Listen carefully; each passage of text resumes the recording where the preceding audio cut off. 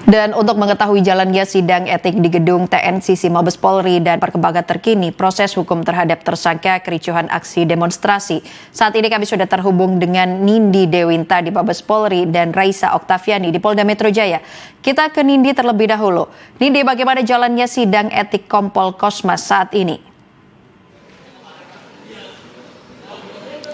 Ya, selamat siang Ayu dan juga pemirsa. Memang sidang kode etik dari Kompol Kosmas masih berlangsung hingga saya melaporkan saat ini dari gedung TNCC Mabes Polri Jakarta, yang dimana memang Kompol Kosmas menjadi orang pertama dari anggota BRIMOB yang memang berada di dalam mobil rantis yang menabrak dari Afan Kurniawan selaku pengemudi ojek online hingga tewas. Dan ini adalah merupakan runtutan dari kasus yang memang terjadi belakangan hari ini. Dan diketahui juga bahwa Ayu dan juga pemirsa bahwa pelanggaran yang memang dikenakan oleh Kompol Kosmas ini merupakan pelanggaran berat, karena memang dalam sidang kode etik ini dibagi menjadi dua pelanggaran, yaitu pelanggaran berat dan juga pelanggaran sedang, sehingga Kompol Kosmas masuk dalam pelanggaran berat dan juga Bribka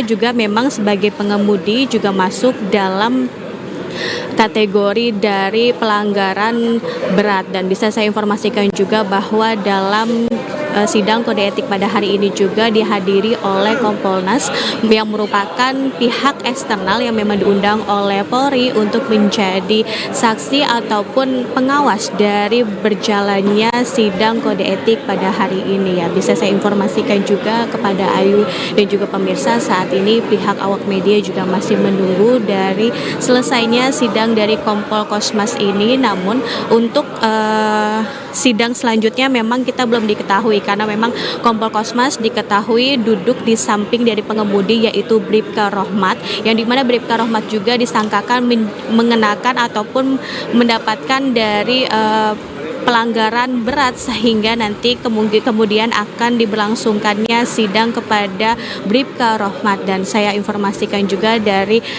hasil sidang kode etik pada hari ini juga akan ditelusuri apakah dari Kompol Kosmas ataupun dari Bribka Rohmat ini akan terbukti melakukan tindak kriminal. Apabila terbukti melakukan tindak kriminal, maka akan diusut oleh Reserse Kriminal Polri juga. Jadi memang nanti saya akan update kembali informasi terkait hasil dari sidang Kompol Kosmas ini, apakah hasil dari sidang saat ini yang dinyatakan oleh dari pihak Kadif Propam sendiri. Ya, sekian informasi yang bisa saya sampaikan, kembali ke Ayu. Baik Nindi, terima kasih atas laporan Anda. Dari Nindi kita ke Raisa Oktaviani di Polda Metro Jaya. Raisa, apakah ada perkembangan terbaru terkait proses hukum terhadap sejumlah tersangka kericuhan aksi demonstrasi? Silakan Raisa. Ayu, hingga saat ini kami juga masih menunggu perkembangan terbaru terkait dengan proses hukum dari sejumlah tersangka kericuhan aksi demonstrasi. Sebenarnya kalau dari update terakhir yang disampaikan oleh Polda Metro Jaya pada Selasa malam, ini disebutkan bahwa dari 38 tersangka, 6 diantaranya ini diduga sebagai penghasut dari aksi anarkis yang terjadi dalam rangkaian unjuk rasa sejak tanggal 25 Agustus 2025. Dan keenamnya ini adalah DMR yang merupakan Direktur Eksekutif dan Peneliti Lokataru Foundation.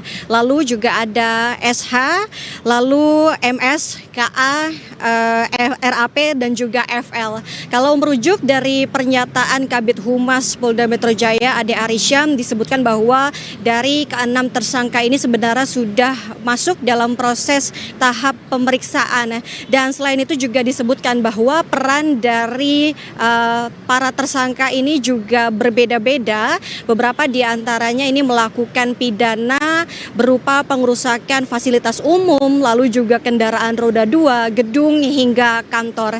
Dan dari konferensi pers yang digelar pada Selasa malam disebutkan atas tindakan dari para tersangka ini dijerat pasal berlapis, yaitu pasal 160 KUHP yang merupakan Undang-Undang ITE, lalu juga Undang-Undang nomor 35 tahun 2014 yang merupakan Undang-Undang Perlindungan Anak. Selain itu juga disebutkan jika para tersangka ini terbukti bersalah, maka mereka ini terancam hukuman selama 6 tahun penjara. Dan selain itu juga dari penyidikan ini sebenarnya sudah diamankan sebanyak 257 orang pada tanggal 25 Agustus 2025. Dan hingga saat ini kami juga masih akan menunggu seperti apa nanti proses dari perkembangan terbarunya dari Polda Metro Jaya. Ayu. Baik, terima kasih Raisa atas laporan Anda, dan sebelumnya sudah ada rekan kami Nindi Dewinta di Mabes Polri. Terima kasih rekan-rekan dan selamat kembali bertugas.